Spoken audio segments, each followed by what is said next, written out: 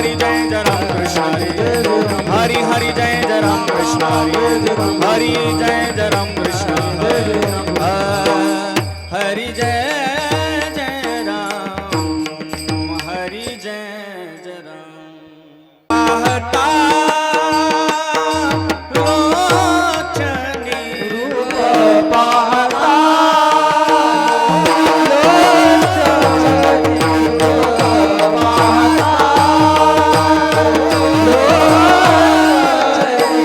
घडी सुख झाली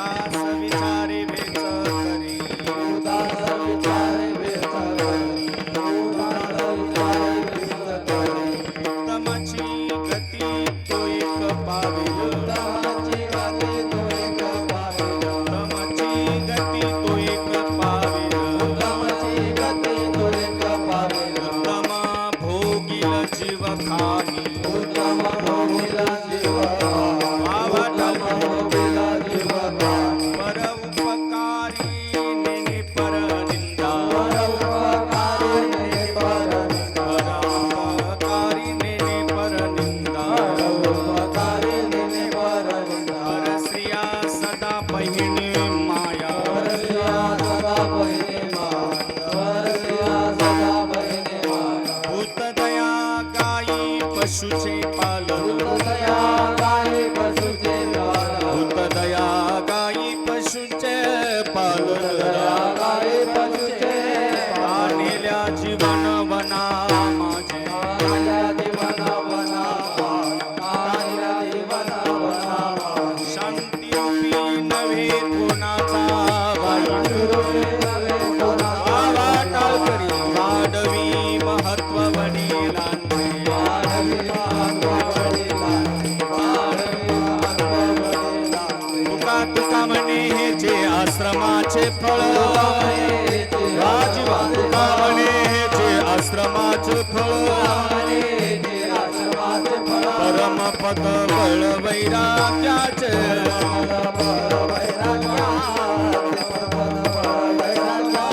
उत्तमची गती तो एक पाविल उत्तमची गती तो एक पाविल उत्तम भोगिल जीव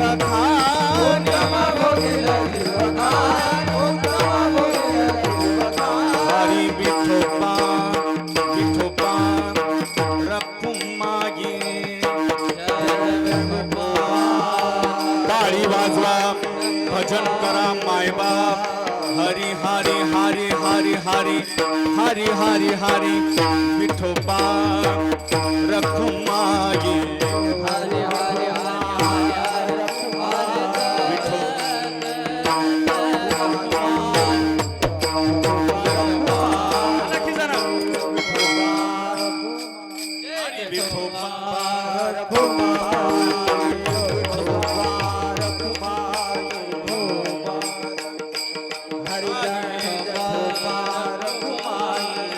हरी जय जय राम हरी जय जय राम हरी जय जय जय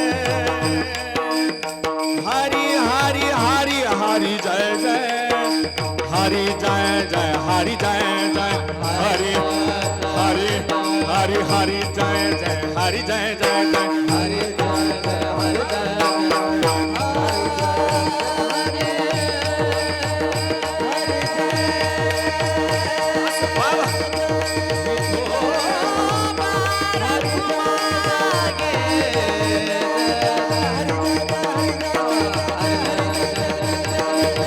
हरी विठोबा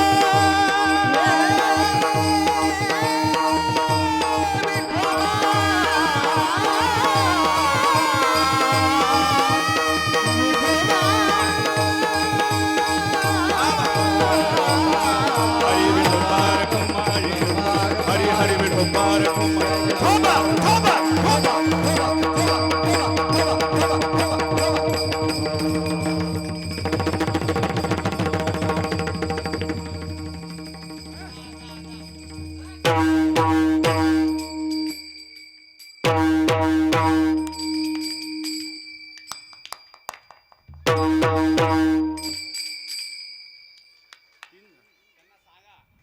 तीन वेळेस टाळी वाजवा तुम्ही पण हा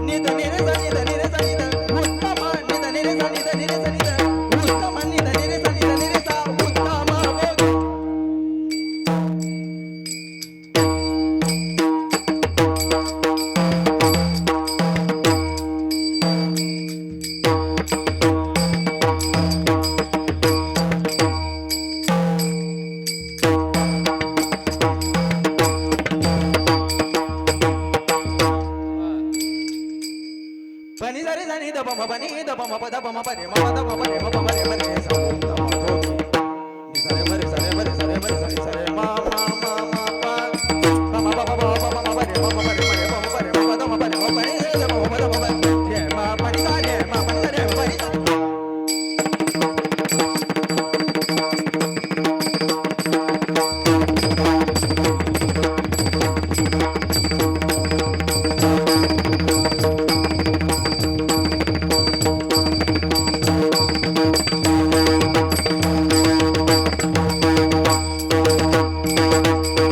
म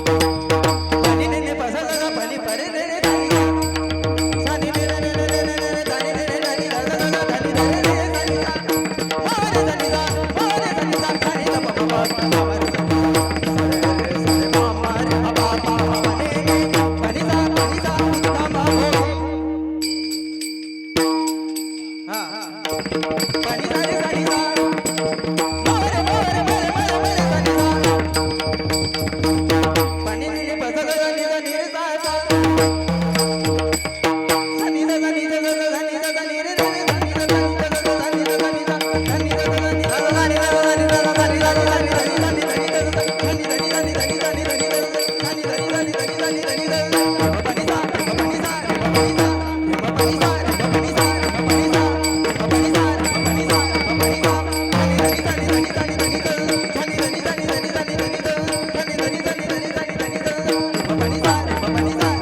सा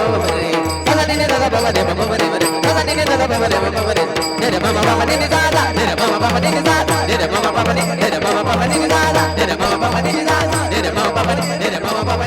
पनी सा रे म पनी सा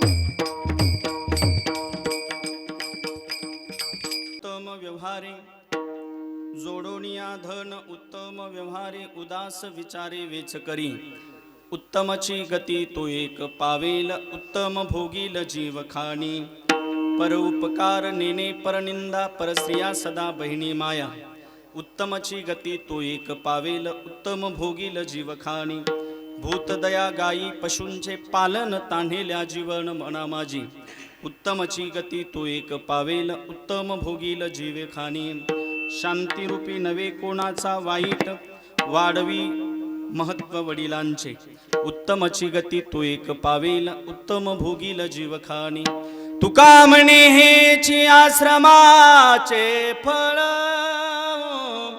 परमपद बळ वैराग्याचे उत्तमची गती तो एक पावेल उत्तम भोगील जीवखाणी विठ्ठल विठ्ठल विठ्ठला विठ्ठला विठ्ठला विठ्ठला विठ्ठला विठ्ठला विठ्ठला विठ्ठला विठ्ठला शुक्लां ब्रह्मविचार सार परमाद्यं जगद्व्यापिनीं वीणा पुस्तकधारिणीं भैदां जाड्यान्तकारापहां हस्ते स्फाटिकमालिकां विदधति पद्मासने संस्थितां वन्दे ता परमेश्वरीं भगवती बुद्धिं प्रदा शारदां ज्ञानेशं ज्ञानमूर्तिं च साक्षात् प्रेमस्वरूपिणीं नामदेवं च दयामूर्तिं नाथं वन्दे पुनः पुनः वैराग्यस्य परामूर्तिं देहुक्षेत्रनिवासिना तुकाराम महाराष्ट्र भक्तराज चतुष्टकं विभुं वेणुनादं चरन्तं दुरन्तं स्वयं लीलया गोपवेशं ददानं गवामृन्दकानन्दनं चारुहासं परब्रह्मलिंगं भजे पांडुरंगं पांडुरंगा करो प्रथम नमन दुसरे चरणा संताचिया त्यांच्या कृपादाने कथेचा विस्तारू बाबाजी सद्गुरुदास तुका खरा ब्रह्मचारी विचारी मनाते मनोनी पूजिला तया रावणारी दया सागरो भक्तीने गौरवीला नमस्कार माझा तया मारुतीला सियाराम मैं सब जग जानी करहु प्रणाम जुरे जुग पानी मंगल भवन मंगल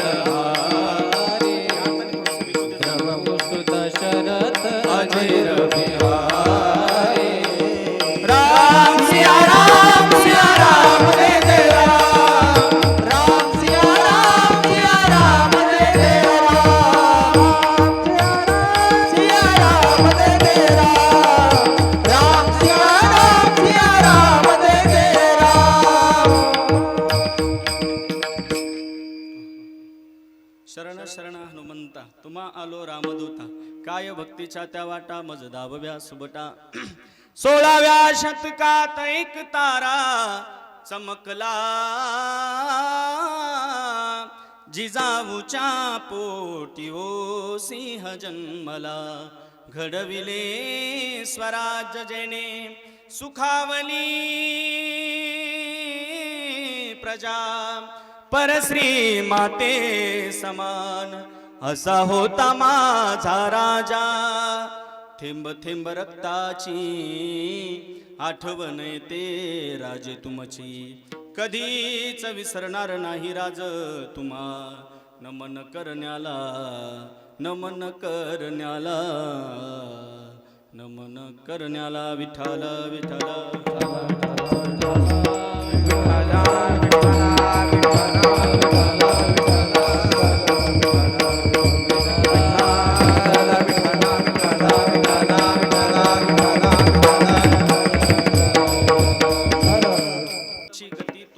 पावेल उत्तम भोगील जीवखाणी संप्राप्त सेवेकरता निवडलेला अभंग प्राप्त असणाऱ्या शूत्रविंदांच्या कानाच्या तृप्ततेकरता अंतकरणाच्या समाधानाकरता लोकमनाची मशागत करून शांती सद्भवाची ज्यांनी बीज रवली विश्व ऐक्य भावाचं ज्यांनी गुंफण घातलं वयाच्या 16व्या वर्षी हिंदवी स्वराज्याची शपथ घेणारे छत्रपती शिवाजी महाराजांचे आद्य गुरु जगाचा संसार सुखाचा व्हावा म्हणून स्वतःच्या संसाराची राख रांगोळी करणारे देहूचे साधू जगद्गुरु तुकोबराय या अभंगामध्ये मानवी जीवनाला आलेल्या प्रत्येक जर जीवाला मला असं वाटतंय आचार संहिता शिकवतायत विठ्ठल विठ्ठल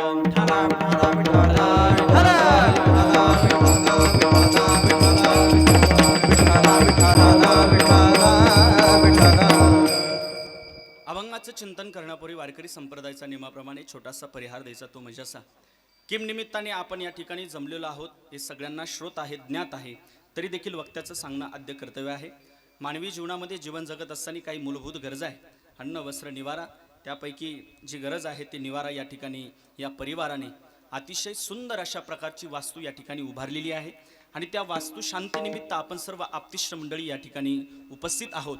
खऱ्या अर्थाने वास्तू फार गोडच आहे. ज्यावेळेस आम्ही मध्ये प्रवेश केला, वास्तूमध्ये गेल्यानंतर अतिशय प्रसन्नता वाटली मनाला. अतिशय गोड अशा प्रकारची वास्तू या परिवाराने बांधलेली आहे आणि वास्तूचं नाव देखील फार गोड त्या परिवाराने ठेवलं. मला अतिशय आनंद वाटला. वास्तूचं नाव चंद्रनील निवास असं वास्तूचं नाव ठेवलं आहे. अर्थात याचं कारण काय असेल तर त्यांचे चारही मुलं या ठिकाणी विनोद दादा असेल, जीवनभाऊ असेल, रमेश दादा असेल, अमोल दादा असेल, हे चार त्यांचे त्या ठिकाणी पुत्र परिवार आहे. आई वडिलांबद्दल किती प्रेम त्यांच्या हृदयामध्ये पाहायला मिळतंय. खऱ्या अर्थाने त्यांच्या जीवनातील बाप तर निघून गेला, मात्र आई आहे. नीलकंठ म्हणजे भगवान शंकराचं नाव आहे. शंकर रूपी आशीर्वाद त्यांच्या पाठीवरती आहे आणि चंद्र रूपी सावली त्यांच्या डोक्यावरती पाहायला मिळते. म्हणून तर मला असं वाटतंय चंद्र नील या ठिकाणी फार गोड नाव या परिवाराने ते वास्तूचं दिलं आहे. अतिशय गोड अशा प्रकारची ही वास्तू, त्या वास्तूनिमित्त खऱ्या अर्थाने कीर्तनाचं केलेलं हे आयोजन आहे. वारकरी संप्रदायातील सर्व तत्वनिष्ठ मंडळी कीर्तनाकरता उपस्थित आहेत. ज्यांच्यामुळे मला येण्याचा योग आला ते आमचे विकास महाराज पाटील, अतिशय गोड व्यक्तिमत्व. त्यांच्या माध्यमातून आमचे देशमुख काकांचा त्यांना फोन झाला विकासरावांना. देशमुख काका म्हटले महाराज पाहिजे कुणीतरी. विकास महाराज म्हटले की देतो कुणीतरी महाराज, देतो तुम्हाला. आणि त्यांच्या संपर्कात नेमके चांगलेच महाराज लोक असतात. तुम्ही बघितलं असेल, इंदोरीकर बाबांचा राईट हँड आहे आणि सातारकर बाबा असेल, पुरुषोत्तम दादा असेल, त्यांच्या अगदी घरातलं व्यक्तिमत्व आहे. म्हणून त्यांचा संपर्क झाला. देशमुख काका तुम्ही आलात, आनंद वाटला. तुम्ही आलात, तुम्ही तुमच्या बंधूंना घेऊन आलात, पण तुम्ही दोघं बंधू वाटत नाही. बंधूच्या पलीकडचं प्रेम तुमच्या दोघांमध्ये पाहायला मिळतंय. विठ्ठल विठ्ठल.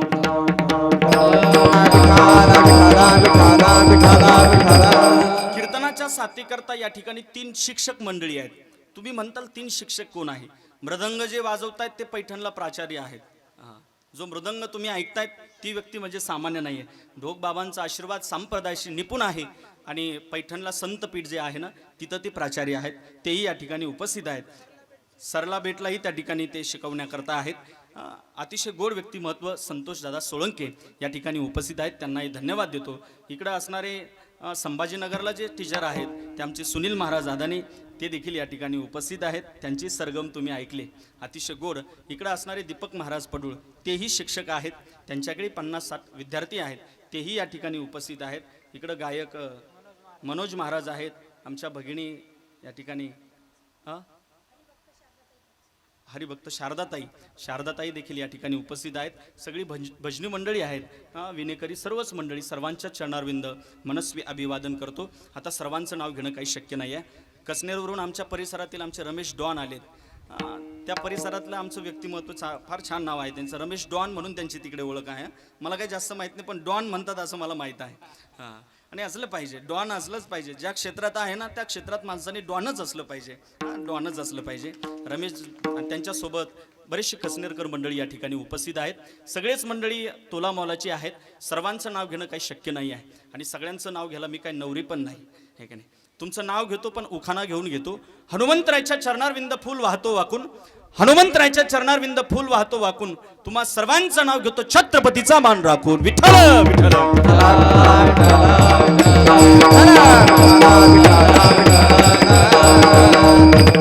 वास्तू शांती निमित्त केलेलं हे कीर्तनाचं आयोजन आहे. अर्थात वास्तू दोष युक्त आहे की वास्तू दोष मुक्त आहे, हे जे घर बांधतायत, जे वास्तू बांधतात त्यांनाही माहीत नाही आणि आम्हाला माहीत नाही आहे. वास्तू दोष युक्त आहे की दोष मुक्त आहे. जर वास्तू दोष मुक्त असेल तर त्याकरता भगवंताच्या कीर्तनाने, या ज्ञानरूपी यज्ञाच्या आहोतीने, ती पूजा ही कीर्तन रूपी कीर्तनाच्या पूजेने खऱ्या अर्थाने ती वास्तू दोष युक्त जरी असेल तर ती वास्तू दोष मुक्त झाल्याशिवाय राहत नाही. म्हणून केलेलं कीर्तनाचं आयोजन. विठ्ठल.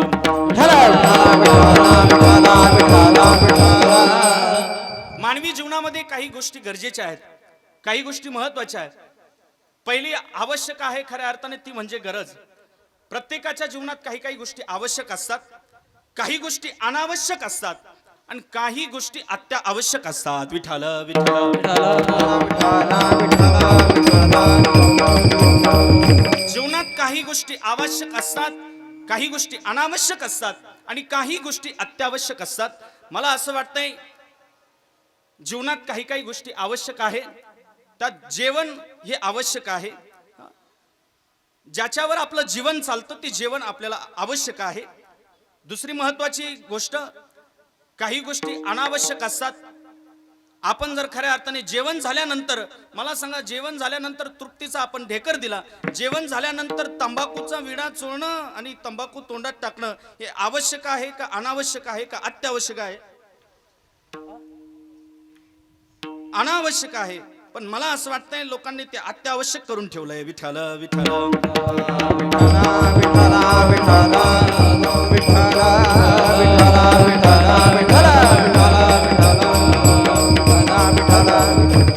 निर्णाय राहते अन्न वच्छादन. मानवी जीवनामध्ये मूलभूत गरजा आहे अन्न, वस्त्र आणि निवारा. विठ्ठल विठ्ठल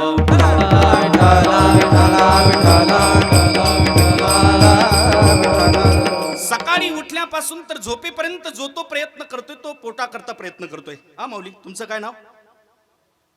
रमाकांत भाऊ. कुठले, गावातलेच का?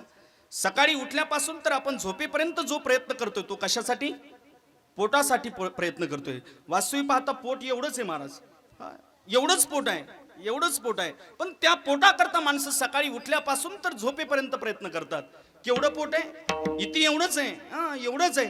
इति एवढे पोट त्याचा केवढा बोभाट, त्याचा केवढा बोभाट, त्याचा केवढा बोभाट.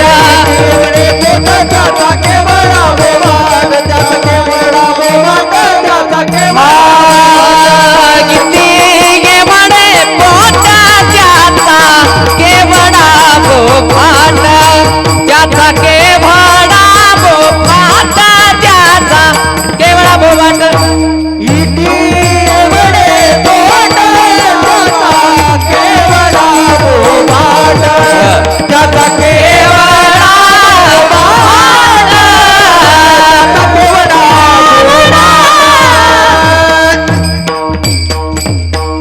देशमुख काका, पोट केवढं आहे? एवढंच पोट आहे. पण त्याकरता आपण किती प्रयत्न करतोय साहेब. आम्ही एवढ्या लांबून आलो, तर आळंदीतलं रात्री कीर्तन केलं मोशीला. एवढ्या लांबून आम्ही 300 किलोमीटर प्रवास करून आलो इथं. आम्हाला कामं नाही म्हणून आलोत का धंदे नाही म्हणून आलो? कामं नाही म्हणून आलोत का धंदे नाही म्हणून आलो? कोण म्हणलं बारीक पैशासाठी? अरे ज्याच्यात त्याला धंदे आहेत, प्रत्येकाला. काय ज्याचा त्याला धंदा नाही, काय ज्याचा त्याला धंदा नाही, काय ज्याचा त्याला धंदा नाही. कोण येती घरा आमुच्या कशाला, कोण येते घरा आमच्या कशाला, कोण येते घरा आमच्या कशाला, कोण येते घरा आमच्या कशाला. काय ज्याचा त्याला धंदा नाही, काय ज्याचा त्याला धंदा नाही, काय ज्याचा त्याला धंदा नाही. अगं जिजे, हे माणसं का आपल्या घरी येतात? काम नाही म्हणून का धंदे नाही म्हणून?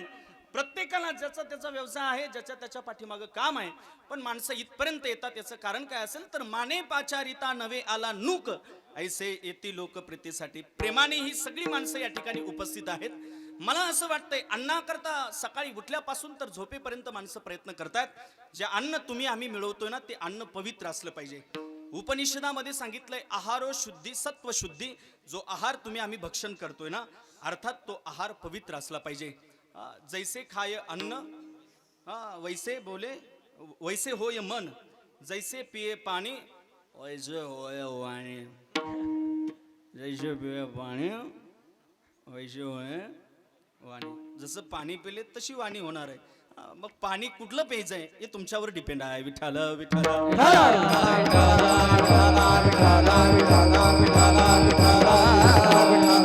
अर्थात अन्न पवित्र असलं पाहिजे, अन्न पवित्र असलं पाहिजे. भीष्म पिताचं उदाहरण तुम्हाला माहित आहे. भीष्म पिता ज्यावेळेस शरपंजरी पडले होते, त्यावेळेस पांडवांना उपदेश करत होते. पांडवांना उपदेश करत असताना शेजारी द्रौपदी उभी होती. पांडवांना उपदेश करत होते की कुठल्याही कुलवधू स्त्रीचा अपमान केला नाही पाहिजे, स्त्रीचा सन्मान केला पाहिजे. ज्यावेळेस भीष्म पिता पांडवांना हा उपदेश करत होते, त्यावेळेस द्रौपदी उभा होती साईडला. द्रौपदीला हसायला आलं. भीष्म पिता म्हणताय, द्रौपदी का हसते? नाही नाही, मी सहजच हसते. तुझ्या हसण्या पाठीमागचं कारण काहीतरी वेगळं आहे. दोन माणसं जर बोलत असले, आपण जर तिथं गेलो, आपण जर म्हटलो कुणाबद्दल बोलत होते? नाही नाही, आमचंच चाललं होतं. बोलत तर आपल्याबद्दलच राहते. ज्या अर्थी तू हसले, त्या अर्थी हसण्याचं पाठीमागन, त्या पाठीमागचा रिझन काही वेगळा आहे. का हसली तू? त्यावेळेस द्रौपदी सांगते, ज्या वेळेस मी भर सभेमध्ये मला दुःशासन ओढत आणण्याचा प्रयत्न करत होता, विवस्त्र करण्याचा प्रयत्न करत होता, त्यावेळेस तुमचा कुलवधू स्त्रीचा सन्मान हे शब्द तुमचे कुठं गेले होते? आता एवढा उपदेश करून सांगतायत. त्यावेळेस भीष्म पिताचं उत्तर घरी घेऊन जा. भीष्म पिता म्हणतायत की त्यावेळेस मी अन्न दुर्योधनाचं खाल्लं होतं म्हणून माझी वृत्ती तशी तयार झाली होती. आता मी अर्जुनाने जे बाण मारलेत ना, ते दोष युक्त जे रक्त आहे ते निघून गेले म्हणून माझं रक्त पवित्र झालंय, म्हणून माझी वृत्ती आता ती ज्ञान सांगण्याकरता प्रवृत्त होते. मला असं वाटतंय आपली त्या ठिकाणी जे अन्न मिळवतोय ना, ते अन्न चांगलं खाल्लं पाहिजे. विठ्ठल विठ्ठल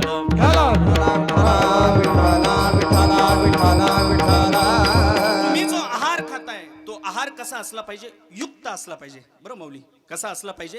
युक्त. आहार विहार नेम इंद्रियाचे सार हो नसावे पाचार निद्रा बघू भाज हंग आहार विहार नेम इंद्रियाचे वावा करी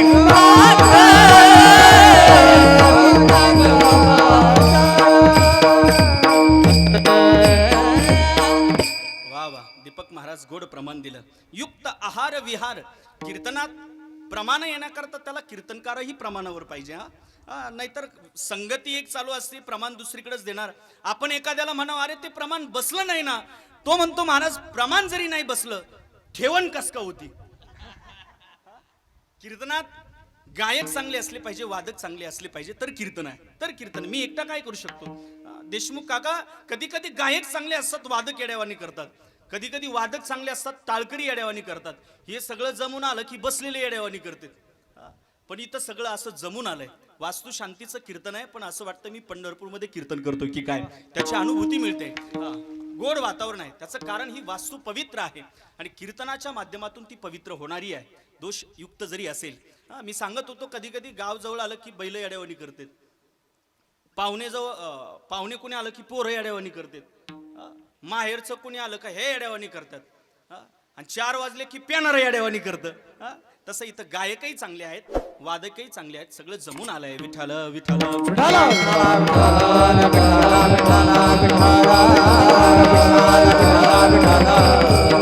मानवी जीवनामध्ये ज्या काही मूलभूत गरजा आहे त्यात अन्न वस्त्र निवारा त्या मानवी जीवनामधल्या हे शासनही सांगतंय.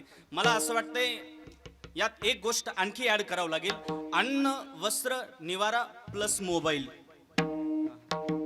मोबाईल देखील ऍड करावं लागेल. एखाद्या वेळेस बायको 4 दिवस माहेराला गेली तरी लोक ऍडजस्ट करतील, पण मोबाईल तासभर बंद पडला तरी ऍडजस्ट करणार नाही, तरी ऍडजस्ट करू शकत नाही. मोबाईलही आता गरजच झाली आहे. मला असं वाटतंय अन्न वस्त्र निवारा, मानवी जीवनामध्ये निवारा फार महत्वाचा आहे. मग ती स्वतःची झोपडी का असावी, ती प्रत्येकाला त्याच्या जीवनात ती महत्वाची आहे. प्रत्येकाला मानवी जीवनात महत्वाची बाब म्हणजे काय असेल तर तो पैसा आहे, आणि पैशाशिवाय हे स्ट्रक्चर उभं होऊ शकत नाहीये.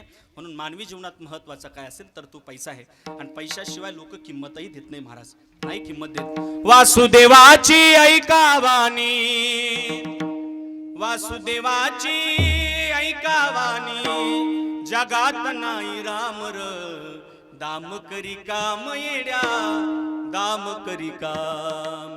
पैशाची जादू लई न्यारी, तान्या पोराला त्याची हाव, आई सोडून घेतय झेप, पैशाच्या पाठीमाग धाव.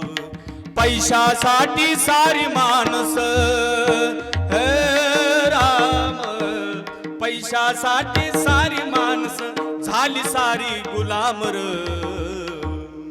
दाम करी काम येड्या, दाम करी काम, दाम करी काम येड्या, दाम करी काम, दाम करी काम, दाम करी काम. पैशाशिवाय पैसा नसू द्या, आज धनवंतांनाच किंमत आहे. पैसा ज्या व्यक्तीकडे आहे ना, पंतालागी सर्व मान्यता घे जगी, सर्व मान्यता घे जगी, सर्व मान्यता घे जगी. धनवंताला घे सर्व मान्यता घे जगी, सर्व मान्यता घे जगी.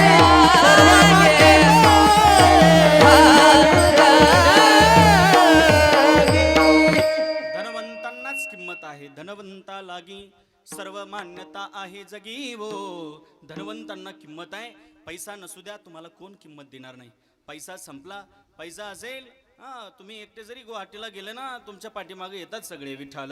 विठ्ठला विठ्ठला विठ्ठला विठ्ठला विठ्ठला विठ्ठला विठ्ठला विठ्ठला. तुकोबरायांचं ज्या काळामध्ये 13व्या वर्षी तुकोबरायांचं लग्न झालंय, धिन्ना धिन धिना धिन्ना धिन. तुकोबरायांचं 12व्या वर्षी 13व्या वर्षी लग्न झालं. तुकोबरायचं लग्न विठाईशी लावून दिलंय, बोलोबानी लग्न लावून दिलं. पहिल्या पत्नीला दम्याचा आजार झाला. ऐकताय तुम्ही कीर्तन? दम्याचा आजार झाला. 15व्या वर्षी जिजाऊ मातेसोबत लग्न लावून दिलं, दुसरं लग्न लावून दिलं. तुकोबरायांची अवस्था बघा. तुकोबरा म्हणतात धनवंता लागी सर्व मान्यता आहे जगी. जोपर्यंत तुमच्याकडे पैसा आहे तोपर्यंत तुम्हाला मान आहे. ज्या दिवशी तुमचा पैसा गेला ना त्या दिवशी तुमचा मान सन्मान सगळं संपलं. तुकोबरायांचं जीवन आठवा. त्या काळात तुकोबरायांच्या 17व्या वर्षी काय अवस्था बेतली असेल. त्या काळातले तुकोबराय तुका सेठ म्हणायचे तुकोबरायांना. महाजनकी होती तुकोबरायांची. त्या काळात पुण्यातले तुकोबराय सेठ होते. पण ज्या वेळेस तुकोबरायांचा पैसा गेला, संपत्ती गेली, सगळ्या गोष्टी गेल्यात. 17व्या वर्षी महाराज स्वतःची 5 मुलं गेली. तो दुधा करता 5 मुलं स्वतःची मेलीत. ऐकताय तुम्ही? सगळे रडाल. तुकोबरायांचं जीवन आठवा. काय अवस्था असेल तुकोबरायांची. ज्यावेळेस तुकोबरायांची पत्नी देखील जाते ना, दुष्काळ पडला, तुकोबरायांचं सर्वस्व हिरावून घेतलं. त्यावेळेस तुकोबराय म्हणतात देवा तुझा माझा कार्य वैराकार. दुःखाचे डोंगर हे सगळे दुःखाचे डोंगर आम्हाला देतोय. तुझ्या आमच्या जीवनात काय त्रास काय पाप भोगला असेल या सगळ्या गोष्टी आम्हाला उपभोगायला मिळतायत. जोपर्यंत आमच्याकडे पैसा होता ना आणि तोपर्यंत लोक आम्हाला तुका सेठ म्हणत होते. पण ज्या दिवशी आमचा पैसा संपला ना, दुष्काळ पडला, दुष्काळे आटीला द्रव्य नेला मान. दुष्काळे आटीला द्रव्य नेला मान. स्त्री एकांना करता मेली. स्त्री एकांना करता मेली. दुष्काळे आणीला द्रव्य नेला मान. दुष्काळ आणीला द्रव्य नेला मान.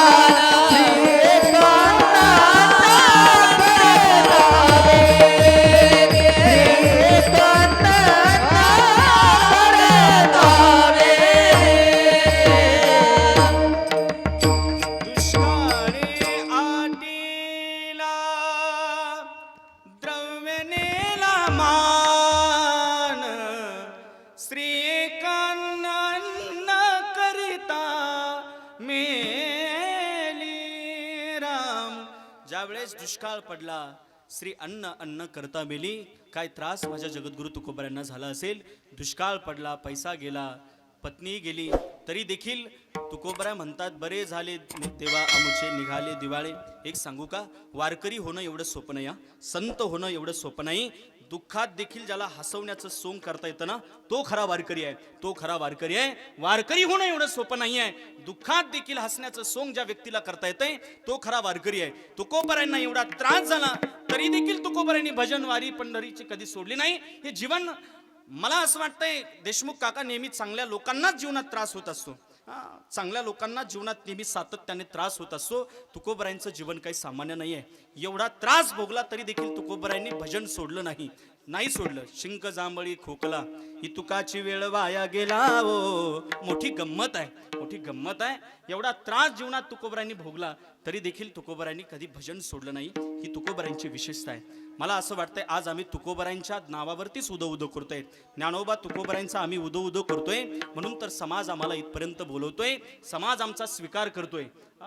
समाज अहो ज्या जगद्गुरु तुकोबरायांना एवढा त्रास झाला, आजही काही लोक आम्हाला प्रश्न करतात. बरं का साहेब, तुमचं काय नाव? फोपसे. कुठले तुम्ही? होंडेगाव का? गोंडेगाव. गाव फार छान आहे राव इकडे. गोंडेगाव. ज्ञानोबा तुकोबराय जर आमच्या जीवनातून मायनस केले ना, आमच्या जीवनाला शून्य किंमत आहे. मला एकाने विचारलं, hey brother tell me what is the Dnyanoba Tukobaray. Dnyanoba Tukobara आहे तरी कोण नेमके? Hey brother tell me what is the Dnyanoba Tukobara आहे. त्याला म्हटलं प्लीज लिसन केअरफुली, जरा काळजीपूर्वक ऐक. Dnyanoba Tukobara that is the heart of Maharashtra. Dnyanoba Tukobara हे महाराष्ट्राचं हृदय आहे. हे महाराष्ट्राचं हृदय आहे.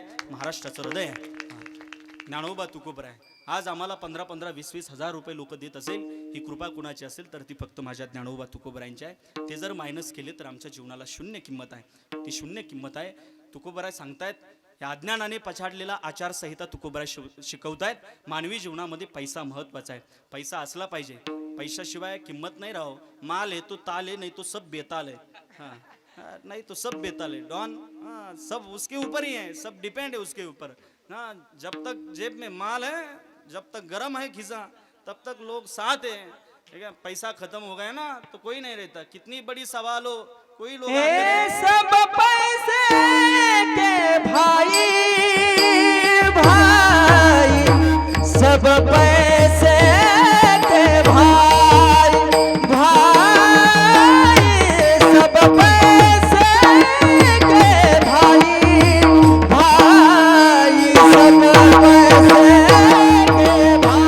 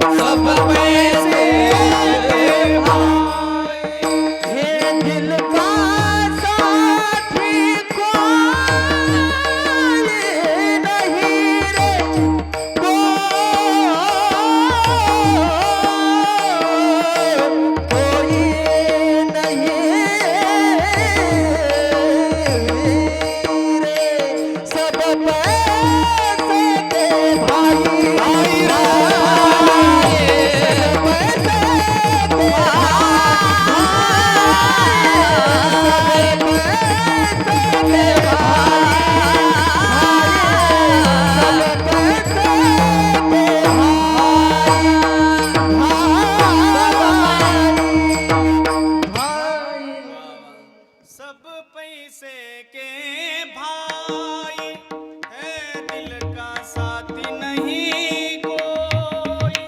जोपर्यंत तुमच्याकडे पैसा आहे ना तोपर्यंत समाज तुम्हाला पैसा तेरो तीन नाम परशा परशु परशुराम.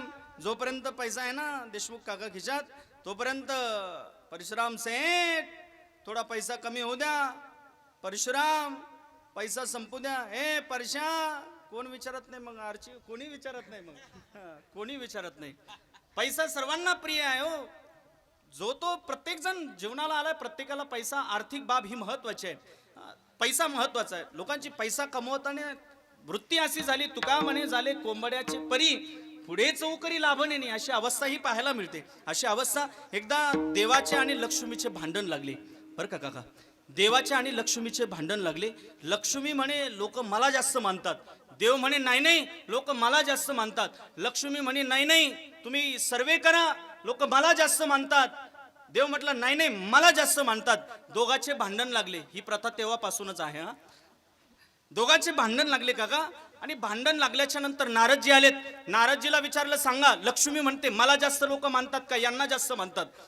देव म्हणतोय मला जास्त मानतात का हिला जास्त मानतात. आता प्रश्न पडला, दोनही व्यक्ती आपल्याच पार्टीचे आहे. मग माणसाला मार्ग काढता आला पाहिजे काहीतरी.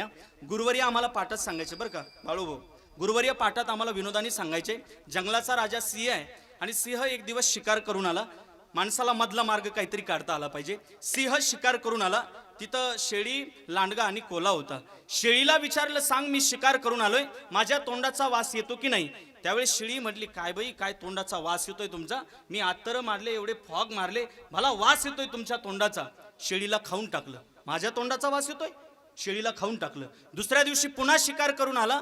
आल्याच्या नंतर लांडग्याला विचारलं सांग माझ्या तोंडाचा वास येतो की नाही.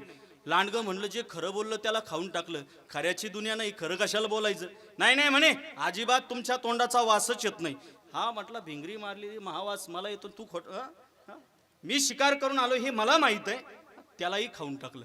खोटं बोलतो त्यालाही खाऊन टाकलं. दोघालाही खाऊन टाकलं. पुन्हा तिसऱ्या दिवशी शिकार करून आलं. शिकार करून आल्याच्या नंतर विचारलं नंबर कुणाचा आला. कोल्ह राहिलं होतं. कोल्ह्याला विचारलं, सांग माझ्या तोंडाचा वास येतो की नाही. कोल्ह म्हणलं, जे खरं बोललं त्यालाही खाऊन टाकलं, जे खोटं बोललं त्यालाही खाऊन टाकलं. खऱ्याची काही दुनिया नाहीये. देवा तुझी दुनिया अशी रे कशी, न्यार न्यार घडतया दर दिवशी. खऱ्याला न्याय नाही राहिला, खऱ्याची दुनिया नाहीये. जे खरं बोललं त्यालाही खाऊन टाकलं, जे खोटं बोललंय त्यालाही खाऊन टाकलं. त्यावेळेस त्यांनी मधला मार्ग काढला. कोल्ह म्हणतोय, 10-15 दिवस झाले राव, सर्दी आहे, काहीच मेळ लागा नाही. काढला ना मधला मार्ग. एक तर प्राणही वाचला, काहीच झालं नाही. माणसाला मधला मार्ग काढता आला पाहिजे. मग नारदजी म्हटले, एक काम करू, आपण कथेचं आयोजन करू. लक्ष्मीला जास्त लोक मानतात की देवाला जास्त मानतात हे माहीत होईल. कीर्तनाचं त्या ठिकाणी भव्य दिव्य कथेचं आयोजन केलं. आपलं गाव काय आहे? परसोडा. वा, परसोडा छान गाव आहे. परसोडा गावात फार सुंदर कथेचं आयोजन केलंय. पहिल्या दिवशी सगळीकडे दवंडी पेटवण्यात आली, सांगितलंय. फार सुंदर अशा प्रकारचं परसोडा गावात कीर्तनाचं कथेचं आयोजन केलेलं आहे. एवढा समाज पहिल्या दिवशी तुडुंब समाज भरला. पण एक दिवस दुसऱ्या दिवशी काय झालं, लक्ष्मीने एका म्हातारीचं रूप धारण केलं आणि ती परसोडा गावात आली. गावात आल्याच्या नंतर म्हातारीचं रूप धारण करून आली. यमुनाबाई कथेला चालली होती. अगं कुठं चालली म्हणे, मी कथेला चालले. थांब थांब म्हणे, मला जरा ग्लास भरून पाणी दे. नाही बाई, मला कथेला जायची घाई आहे. अगं पाणी भरून दे, ग्लास भरून पाणी तर दे. अतिथीला पाणी दिलं. कुणाला पाणी दिलं? म्हातारीला ना हो, लक्ष्मी कुठं? म्हातारी आली होती ना रूप धारण करून. कुणाला पाणी दिलं? कुणाला पाणी दिलं? म्हातारीला कुठं हो, लक्ष्मीला दिलं ना. पाणी दिलं. पाणी दिल्याच्या नंतर पाणी पिली. कोण? म्हातारी पाणी पिली. आणि पाणी पिल्याच्या नंतर तो जो ग्लास आहे तो रिटर्न दिला. वापस दिल्यानंतर तो ग्लास कशाचा झाला काका? कशाचा झाला? सोन्याचा झाला. सोन्याचा ग्लास झाला. मग तिसऱ्या दिवशी ती म्हातारी जाती काय यमुनाबाई कथेला? ती काय कथेला जाणार आहे का? ती वाट पाहायला लागली. कोणाची? कोणाची? म्हातारीची? नाही ना, लक्ष्मीची ना. वाट पाहायला लागली. तेवढ्या दारातच बसलेली होती. तिनं काय ग्लास वगैरे नाही दिला. भला मोठा असा हांडाच दिला. कुणाच्या हातात? लक्ष्मीच्या हातात. असा पाणी पिण्याकरता हंडा दिला. आणि हंडा दिल्याच्या नंतर ती पाणी पिली. कोण? लक्ष्मी म्हातारी पाणी पिली. आणि पाणी पिल्याच्या नंतर तो हंडा कशाचा झाला? सोन्याचा हंडा झाला. सोनाचा हंडा झाला. म्हातारी काय कथेला जाती का? तुला म्हणून सांगते, तुला म्हणून सांगते, तुला म्हणून सांगते. सगळ्या गावात बातमी पसरली. आणि हे जगातलं सगळ्यात फास्ट नेटवर्क, 2 नेटवर्क आहे. एक ईमेल आणि दुसरं म्हणजे फिमेल. जगातले सगळ्यात 2 फास्ट नेटवर्क आहे महाराज. बातमी पोहोचायला काहीच वेळ लागत नाही. जगातलं सगळ्यात फास्ट नेटवर्क आहे. जगातलं फास्ट नेटवर्क. मला बऱ्याच दिवस देशमुख काका प्रश्न पडला होता, पेट्रोल भरायच्या वेळेस बायकोला पेट्रोल पंपाच्या बाहेर का उभं करतात तिथं? मला काही काळानंतर त्याचं उत्तर सापडलं. तिथं लिहिलेलं असं, आग लावणाऱ्या वस्तू बाहेर ठेवाव्या. ज्याला चांगली भेटली त्याचं जीवनाचं कल्याण आहे, नाहीतर अवघड आहे. परिस्थिती अवघड आहे. ज्याला चांगली भेटली तर आमच्याकडे आत्ताच 1-1.5 महिन्यापूर्वी एकाचं लग्न झालं. आठवलं म्हणून सांगतो संतोषजी. आणि लग्न झाल्याच्या नंतर ते शेतातून आलं. बायकोला म्हणजे जरा पाणी दे ना. ती म्हणायची मला लाड आला. काही मागितले का? ती म्हणायची मला लाड आला. कदरलं ना ते शेतकरी. 2-3 महिन्यातच कदरलं ते. आणि नंतर शेतातून एक दिवस त्यांनी लिंबाचा भला वल्ला फोक घेऊन आला. असा लिंबाचा वल्ला फोक घेऊन आला. आल्याच्या नंतर बायकोला म्हणे जरा चहा करून दे ना. ती म्हणे मला लाड आला. लाड आला म्हटल्याच्या नंतर वल्ला लिंबाचा फोक घेतला. असं बायकोला मारलं, असं बायकोला मारलं. बायको म्हणे तुम्हाला काय झालं? हा म्हणला मला येड आलं. तुमचं येड केव्हा जाणार? तुझा लाड गेला की माझं येड गेलंच समजायचं. विठ्ठल विठ्ठल.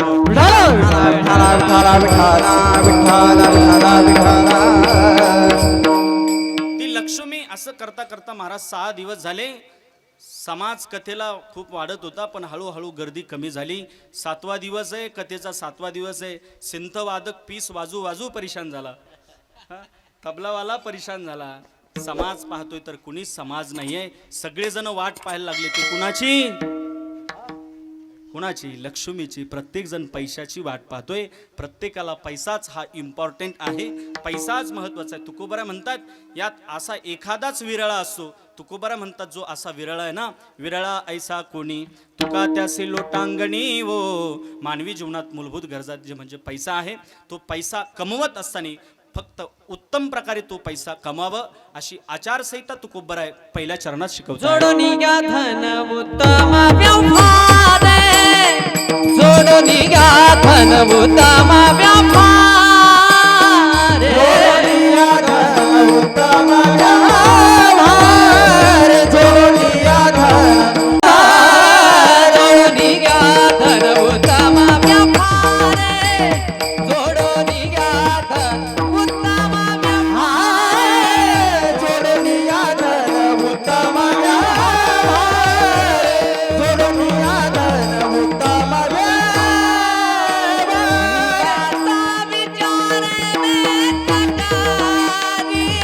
बोधाचा विचार वेदकारी उत्तमाची गती तो एक पावेला उत्तमाची गती तो एक पावेला उदासा विचार वेच करी उदासा विचार वेच करी उत्तमाची गती तो एक पावेला उत्तमाची गती तो एक पावेला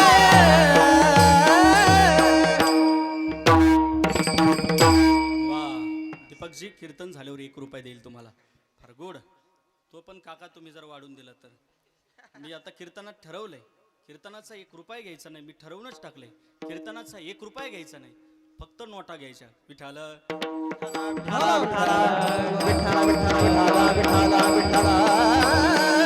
मानवी जीवनात सगळ्यात महत्वाची बाब काय असेल तर तो पैसा आहे. पैसा 2 प्रकारचा आहे. समोरून जो येतो ना दारात तो पैसा असतो नाही ना, समोरून जो येतो ना ती लक्ष्मी असते, आणि रात्री पाठीमागून जे येते ना त्याला पैसा म्हणतात. विठाल विठाल.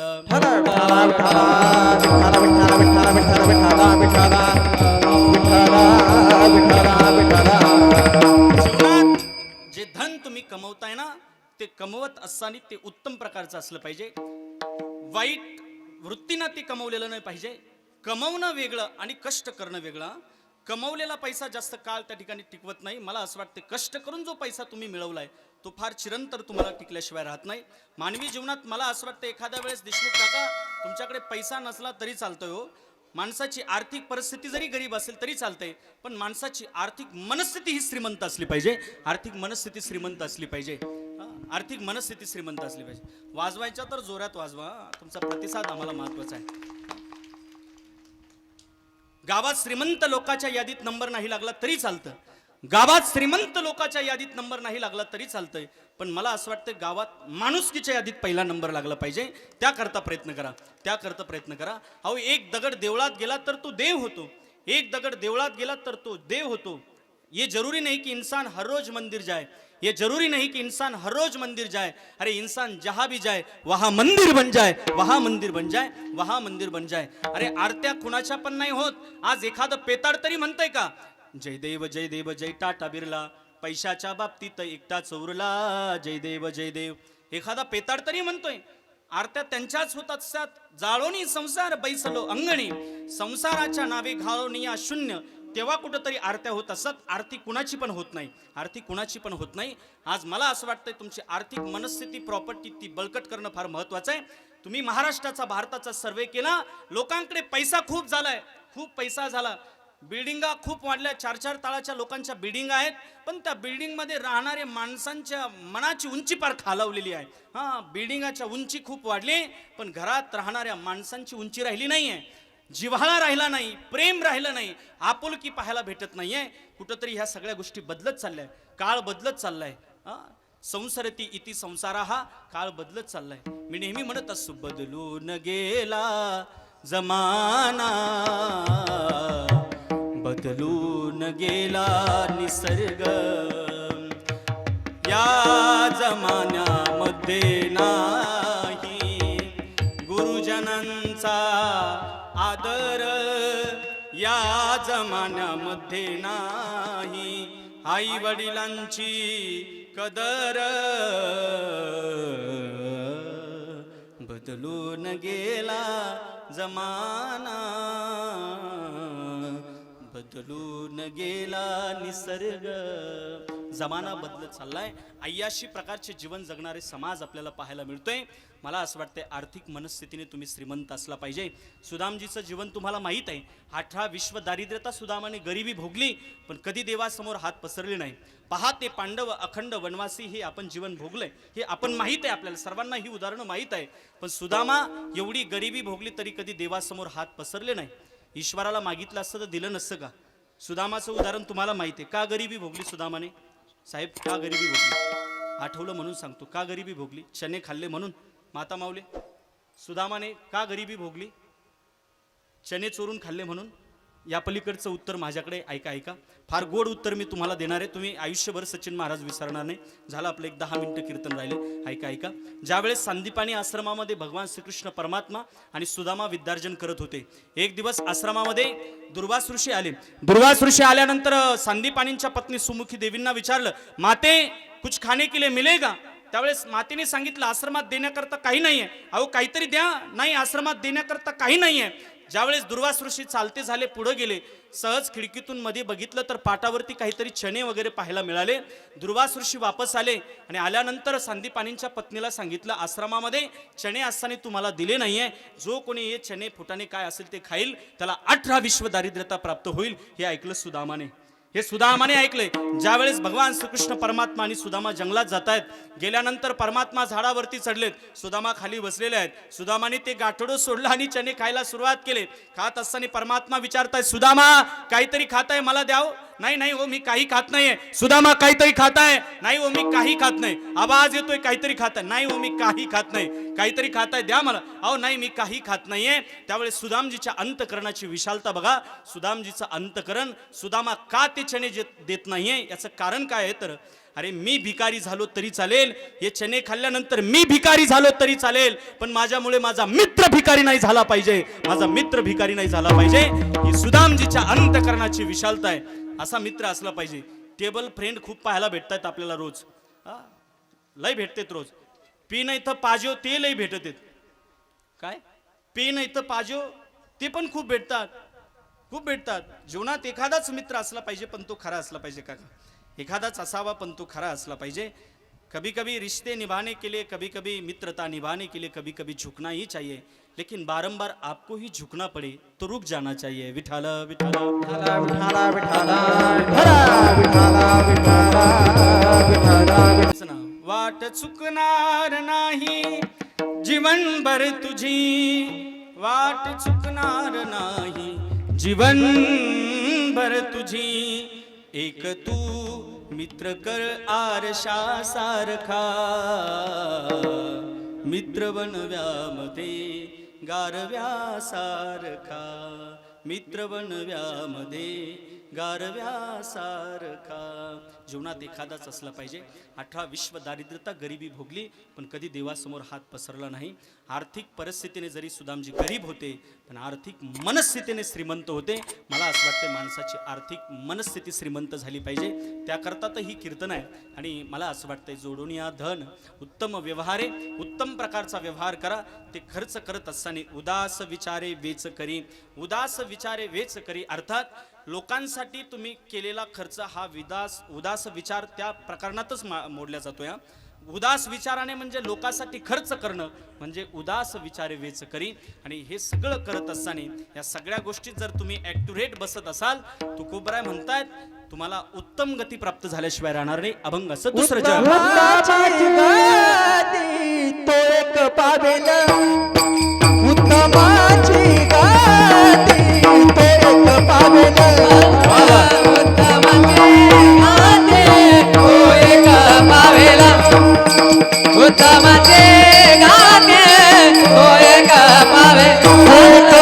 उत्तमाची गादी, तो एक पावेल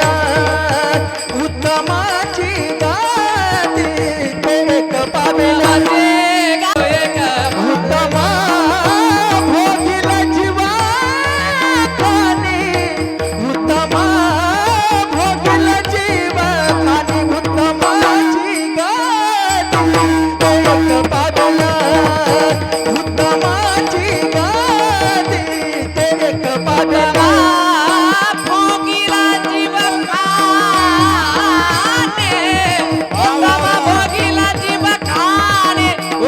गाते तो एक पावेल उत्तमाचे गाते तो एक पावेल पावेल सगळ्यांनी 1 मिनिट हात वर घ्या. पांडुरंग पांडुरंग पांडुरंग पांडुरंगाची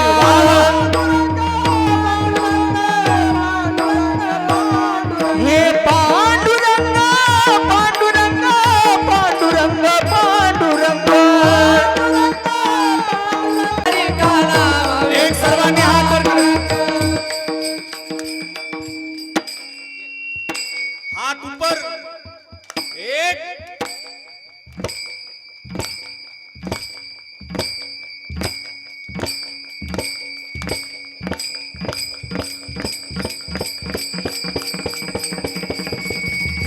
तू ले ले हरि का नाम विठ्ठल, ले हरि का नाम विठ्ठल पांडुरंग. नागेंद्र हराय त्रिलोचनाय भस्माकरागाय महेश्वराय विद्याय शुद्धाय दिगं.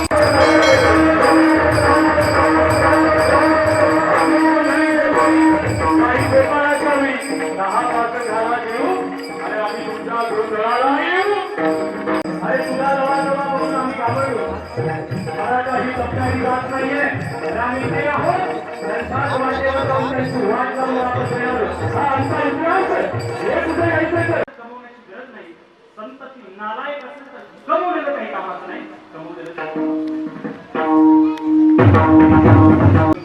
जीवनदाता रमेश दादा अमोल बोल नावही सारखं आहे. त्यांचं नाव विनोद आहे. त्यांच्या वागण्यातच विनोद आहे. जीवनामध्ये जीवन कसं जगावं ते जीवन त्यांच्याकडे रमेश चव्हाण आहे आणि अमोल आहे. सगळी मंडळी या ठिकाणी फार गोड आहेत. त्यांच्या पाश्चात्य खऱ्या अर्थाने फार गोड तुम्ही या ठिकाणी वास्तुशांती हा सोहळा केला. नाव फार छान ठेवलं वास्तूचं. चंद्रनील आई वडिलांचं या ठिकाणी नाव ठेवलंय. म्हणून तुमच्या